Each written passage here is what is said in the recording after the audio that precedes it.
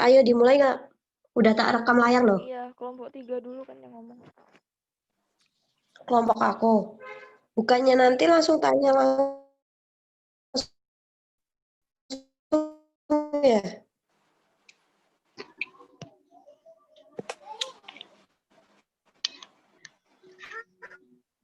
Sistemnya gimana, San? Aku kiranya cuma nyampe materi doang. Kayak webinar gitu. Kayak sharing. Oh, bukan diskusi. Hah? Yuk boleh. Maksudnya yuk apa? Bukan diskusi yang kamu tanya terus aku jawab Bukan. gitu ya?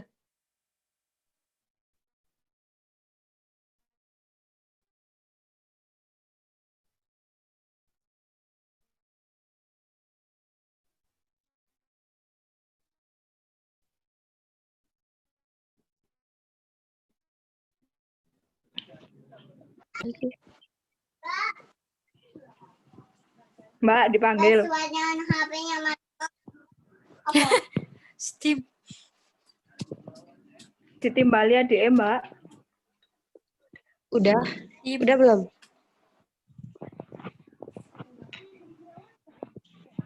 Karin belum on cam. Okta kok anak 2? Iya, kan satu rekam layar, satu nih pakai HP.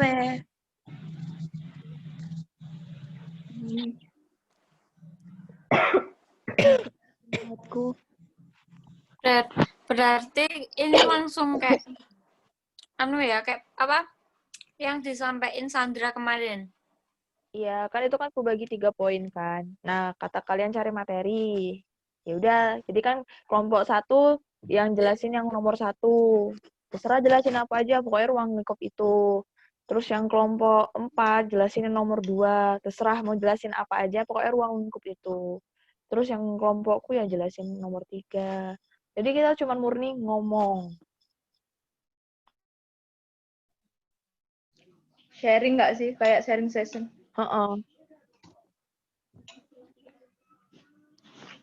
Kurang Aisyah. Iya, Aisyah.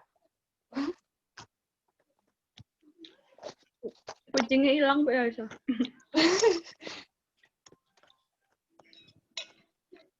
Aku minggu nasi Sidoarjo dia. Belum. Arin. Ya Allah.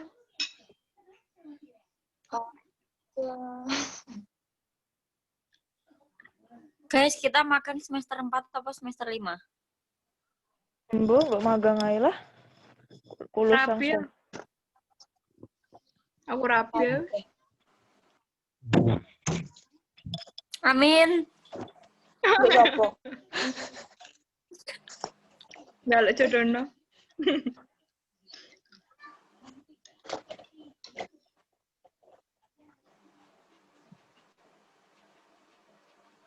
makan terus ya, Bun.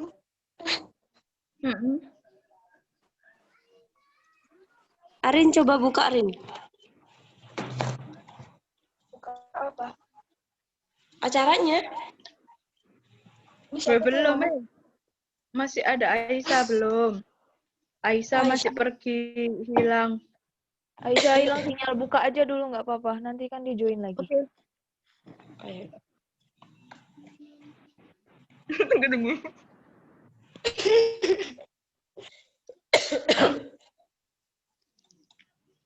Aku yang buka nih. Langsung bilang 3 materinya atau gimana? Nggak usah dibilang, cuma bilang saling sharing tentang yang di itu. Yang katanya bapaknya. Tapi nggak usah disebutin materinya kita. Oh, jadi aku nggak ngomongin materiku apa? Bener.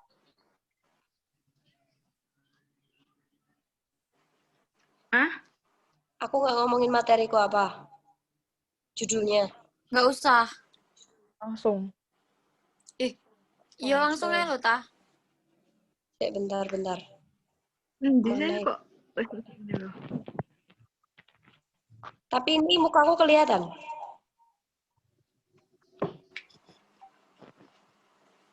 Mukamu. Enggak. Wah, padahal Mukamu. materinya di bentar tak ambil HP lain. Layar belah nggak bisa, tah? Udah tak muncul. Rasa sana loh, Mbak. Mas update-nya ki bawa. Pemainnya bawa.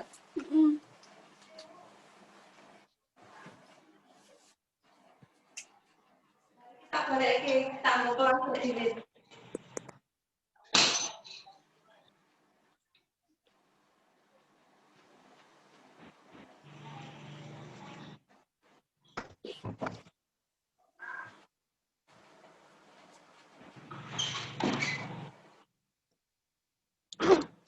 Bentar. Udah ada wajahmu tak tadi. Wait.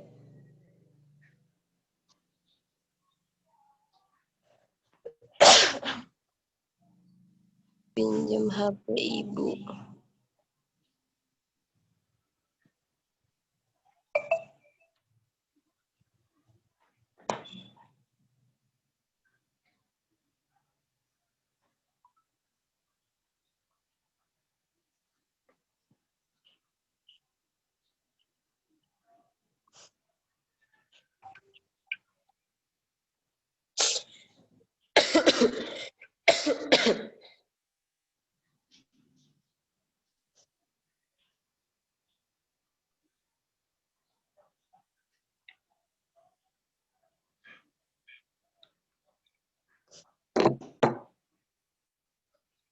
Yuk Ini mulai. nanti uploadnya satu-satu, tah? Nggak tahu. Kayak kemarin lagi. Tiap kelompok upload. Yuk, aku ngomong ya. Heeh. Sebelumnya, Assalamualaikum warahmatullahi wabarakatuh. Waalaikumsalam warahmatullahi wabarakatuh. Perkenalkan, saya dari kelompok 3, Oktavia Rumidiawati, dan rekan saya Arina Rahma ingin menjelaskan mengenai pustakawan dan tugas-tugas perpustakawan di perpustakaan. Nah, pustakawan sendiri adalah seseorang yang menyelenggarakan kegiatan perpustakaan dengan jalan memberikan pelayanan kepada masyarakat sesuai dengan tugas lembaga induknya berdasarkan ilmu yang dimiliki melalui pendidikan. Nah, menurut definisi tersebut, seseorang yang ingin menjadi pustakawan atau menyelenggarakan sebuah perpustakaan merupakan orang yang memiliki pendidikan tertentu.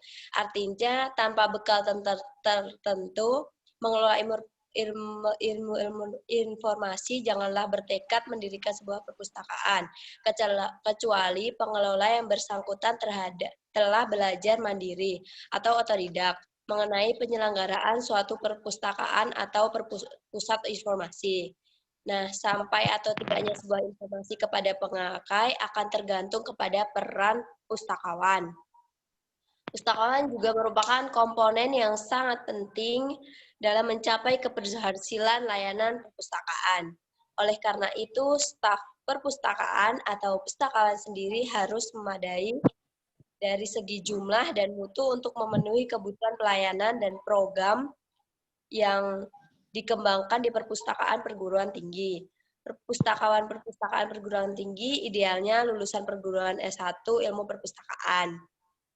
Nah, di samping itu adalah kalanya perpustakaan perguruan tinggi merekrut sarjana berbagai ilmu sebagai pakar subjek untuk ditetapkan kepada bidang layanan rujukan, pengolahan, teknologi informasi, atau bidang lain, atau mahasiswa yang bekerja paruh waktu di perpustakaan untuk melakukan tugas-tugas seperti misalnya pergerakan atau selfing. Nah, beberapa keterampilan yang harus dimiliki seseorang yang berprofesi sebagai pustakawan adalah yang pertama, pustakawan hendaknya cepat berubah menyesuaikan keadaan yang menantang. Yang kedua, pustakawan adalah mitra intelektual yang memberikan jasanya kepada pemakai. Jadi, seorang pustakawan harus ahli dalam berkomunikasi baik lisan maupun tulisan dengan pemakainya. Yang ketiga yaitu seorang pustakawan harus selalu berpikir positif. Pustakawan tidak hanya ahli dalam metakatalog, mengindeks, mengklarifikasi koleksi, akan tetapi harus mempunyai nilai tambah karena informasi terus berkembang. Pustakawan sudah waktunya untuk berpikir kewirausahaan, bagaimana mengemas informasi agar laku dijual tetapi layak untuk dipakai.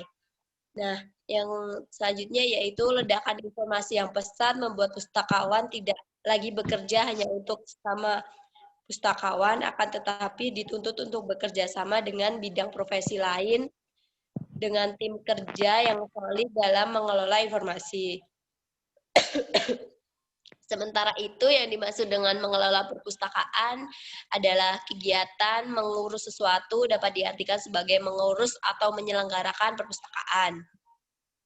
Dengan demikian, peran pustakawan tidaklah ringan seperti pendapat pada umumnya yang mengatakan bahwa seorang pustakawan merupakan pegawai yang tak bermutu dengan kerjanya menunggu tumpukan buku-buku.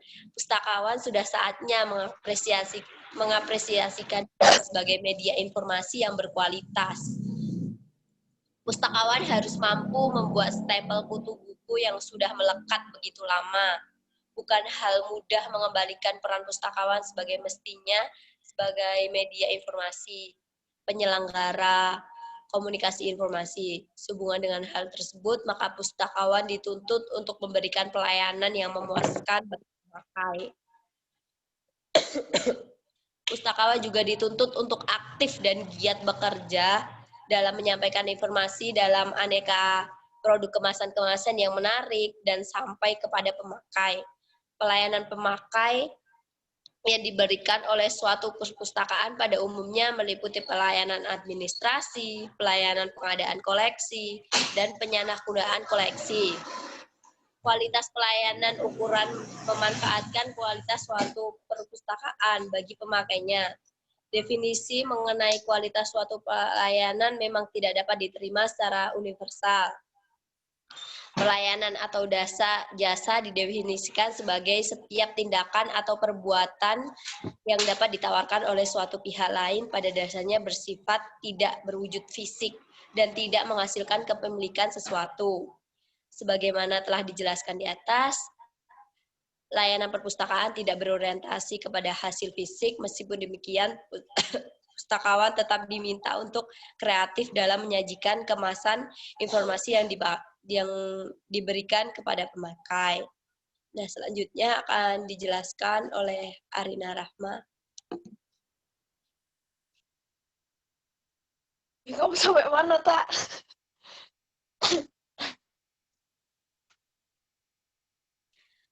Link yang aku kirim pelayanan atau jasa. Selanjutnya mengenai pelayanan atau jasa. Adalah setiap tindakan atau aktivitas fisik yang ditawarkan dari suatu pihak kepada pihak yang lain, sehingga mendatangkan kepuasan atau kemanfaatan. Pengertian pelayanan yang dimaksud adalah pelayanan kepada masyarakat umum atau pelayanan kepada pihak yang lain, sehingga mendatangkan kepuasan atau kemanfaatan. Pengertian pelayanan yang dimaksud adalah pelayanan kepada masyarakat umum atau pelayanan pemakai perpustakaan. Pelayanan mempunyai sifat universal, yang artinya berlaku terhadap siapa saja yang menginginkannya. Oleh karena itu, pelayanan yang memuaskan pemakai memegang peranan penting agar perpustakaan dapat eksis. Lebih lanjut oleh Munir, mengungkapkan perwujudan pelayanan yang didambakan adalah 1. Adanya kemudahan dalam pengurusan kepentingan dengan pelayanan yang cepat dalam arti tanpa hambatan yang kadang dibuat-buat. Yang kedua, perolehan pelayanan secara wajar tanpa gerutu atau sindiran yang mengarah kepada permintaan sesuatu, baik dengan alasan untuk dinas maupun kesejahteraan. Yang ketiga, mendapatkan pelayanan yang sama dengan pelayanan terhadap kepentingan yang sama, tertib dan tidak pandang bulu. Dan yang keempat adalah pelayanan yang jujur dan terus terang. Layanan perpustakaan sudah selayaknya berorientasi pada pemakai, sehingga kepuasan pemakai selalu diutamakan dalam rangka meningkatkan hubungan antara pelanggan dan pengelola. Setiap pelayanan terdapat berbagai faktor yang mempengaruhi. Faktor tersebut biasanya berasal dari dalam maupun dari luar sistem penyelenggaraan. Faktor yang mempengaruhi tersebut antara lain adalah 1. Faktor kesadaran para pejabat serta petugas yang berkecimpung dalam pelayanan. Yang kedua, aturan kerja yang melandasi kerja pelayanan. Yang ketiga, pendapatan yang dapat memenuhi kebutuhan hidup minimal. Yang keempat, faktor keterampilan petugas. Yang kelima, faktor sarana dalam pelaksanaan tugas pelayanan. Dan yang keenam adalah faktor organisasi yang merupakan alat serta sistem yang memungkinkan berjalannya mekanisme kegiatan pelayanan. Berdasarkan pendapat di atas, maka dapat dipahami bahwa mendengarkan suara pelanggan merupakan suatu hal yang perlu dilakukan perpustakaan, baik perpustakaan besar maupun kecil.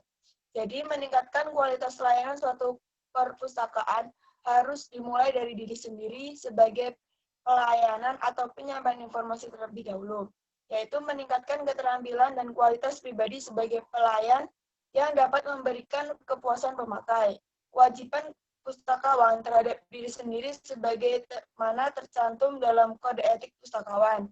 Di antaranya, setiap pustakawan dituntut untuk selalu mengikuti perkembangan ilmu, memelihara akhlak dan kesehatan untuk dapat hidup dengan tentram dan bekerja dengan baik, serta selalu meningkatkan pengetahuan dan keterampilan dalam pergaulan dan bermasyarakat. Udah. Selanjutnya, diterusin sama kelompok 2.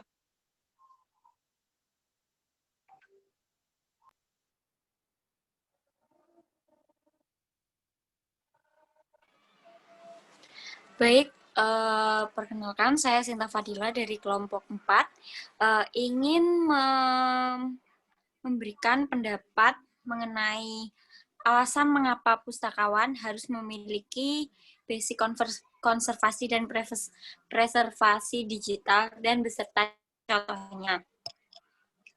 Yaitu, secara umum, konservasi dan preservasi digital mencakup berbagai bentuk kegiatan, mulai dari kegiatan sederhana, yaitu menciptakan tiruan atau replika dari sebuah materi digital untuk disimpan, sampai kegiatan transformasi digital yang cenderung rumit. Kegiatan mentransfer informasi tercetak ke dalam bentuk digital seolah menjadi kesibukan utama perpustakaan besar Indonesia pada tahun terakhir ini. Entah berapa ratus ribu bahkan jutaan gigabyte dokumen yang telah diperpustakaan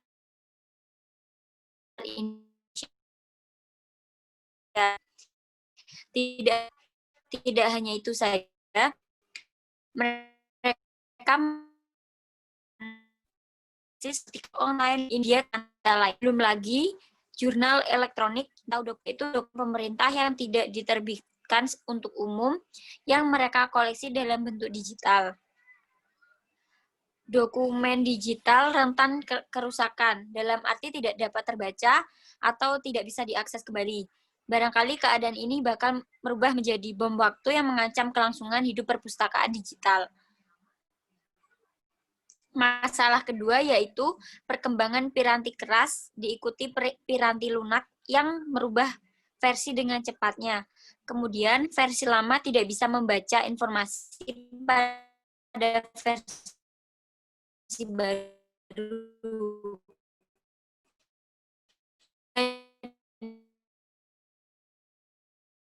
Digital dengan selain kendala dalam kasus tertentu, dokumen digital terasa lebih mahal jika kita harus mencetaknya. Lalu akan dijelaskan oleh rekan saya, Ika Beauty. Kemudian, konservasi dan preservasi data atau dokumen digital menjadi hal yang penting karena kondisinya akumulasi data yang tidak terkendali, kerusakan data tanpa sengaja, pengubahan data tanpa hak, kelangkaan metadata dan sistem dokumentasi, bentuk data elektronik yang tidak dapat dipreservasi, dan kelangkaan mekanisme untuk preservasi.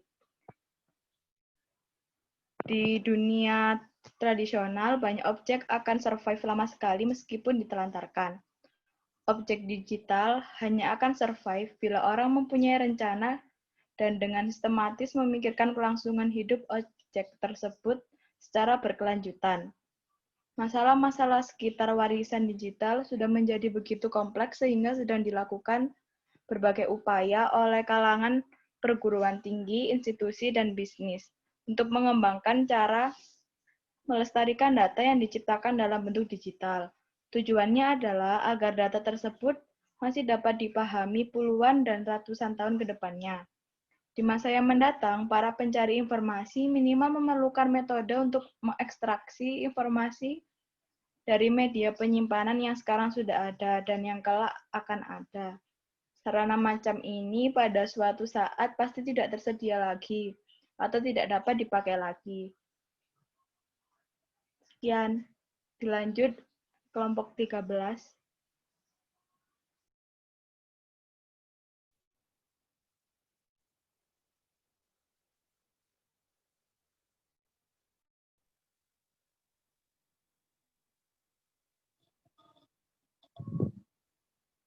Mohon maaf Aisyah, suaranya nggak keluar.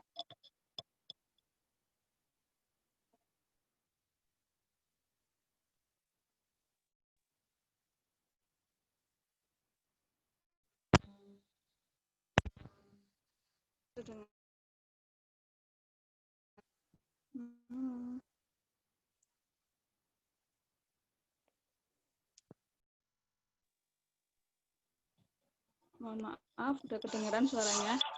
Udah, Syah. Oke, saya ulang ya. Saya dari kelompok 14 akan mempresentasikan tujuan preservasi dan konservasi digital koleksi bahan pustaka. Nah, sebelumnya kita kenali dulu apa itu preservasi digital, di mana preservasi digital ini merupakan kegiatan yang terencana dan terkelola untuk memastikan agar sebuah objek informasi dalam keadaan baik dan dalam waktu yang lama. Nah, ada dua hal yang harus diperhatikan dalam preservasi digital. Yang pertama, media penampungnya harus tahan lama, seperti CD, ROM, tape, dan disk. Yang kedua, format isi atau informasi juga harus tahan lama, dalam arti terus dapat dibaca. Formatnya seperti PDF, TIFF, dan JPEG. Nah, untuk preservasi digital sendiri memerlukan praktik dan paradigma baru yang berbeda dengan preservasi objek non-digital atau buku, di mana preservasi buku seringkali dilakukan pada satu titik waktu tertentu dalam siklus hidup buku, sedangkan untuk preservasi digital lebih bersifat untuk berjaga-jaga, yang dilakukan dari sejak informasi disimpan.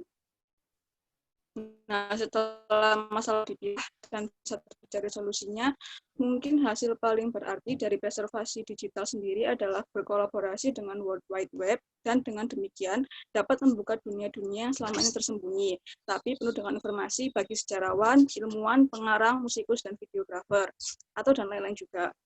Nah, jadi dari sini dapat disimpulkan bahwa tujuan preservasi data atau dokumen digital sebenarnya adalah untuk memastikan informasi yang tersimpan dalam media digital tersebut tetap dapat diakses oleh siapapun yang memerlukannya, baik di masa kini maupun di masa yang akan mendatang. Selanjutnya akan dilanjutkan oleh rekan saya, Sandra Tirani. Untuk Sandra, dipersilahkan.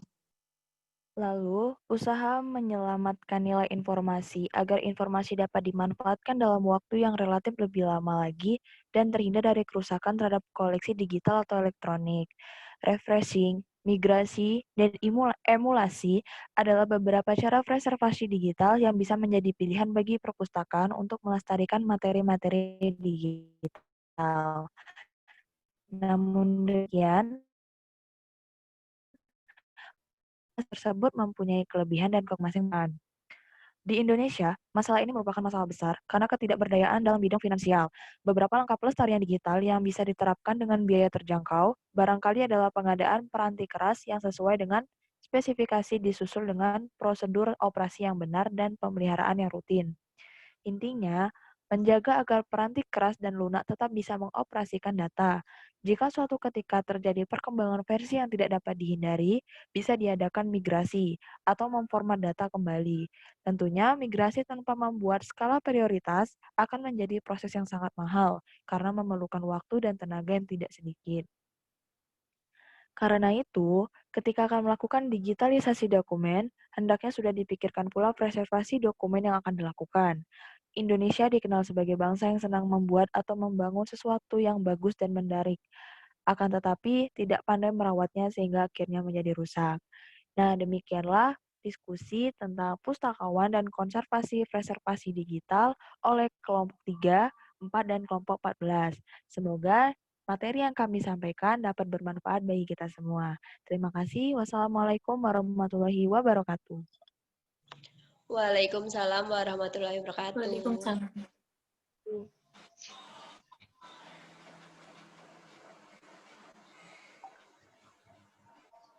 Udah selesai. Aisyah. Udah ada selesai. Tak kirim di drive ya. Iya. Ika, saya kirim